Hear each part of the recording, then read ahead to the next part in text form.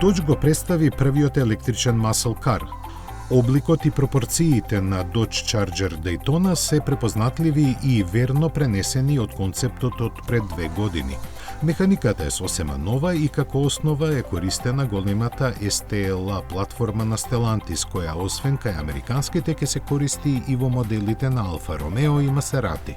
Таа во подницата вдомува батериски блок со искористлив капацитет од 94 киловат-часа кои ќе ги напојуваат со струја електромоторите на Charger Daytona.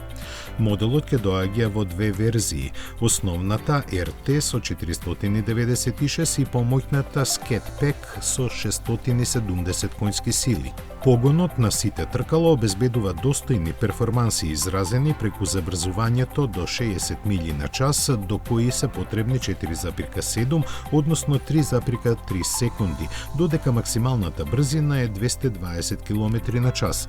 За впечатокот да биде комплетен, Charger Daytona е опремен со посебен издувен систем, всушност звучник сместен во издувен лонец кој создава звук со интензитет како оној на Hellcat верзиите. Визуелниот ефект е заокружен со 20-инчните тркала со Goodyear Eagle F1 Supercar пневматици, а за безбедноста се грижи Brembo системот за сопирање со 6 клипни напред и 4 клипни клешти назад. Автономијата кај послабиот модел е дефинирана на 510, а кај посилниот на 420 км, додека за полнење на батериите може да се користи струја до 350 киловати. Производството кој и понатаму ќе биде во Канада ќе започне есенва. Dodge засега не зборува за цените, кои се проценуваат дека ќе стартуваат од најмалку $50,000.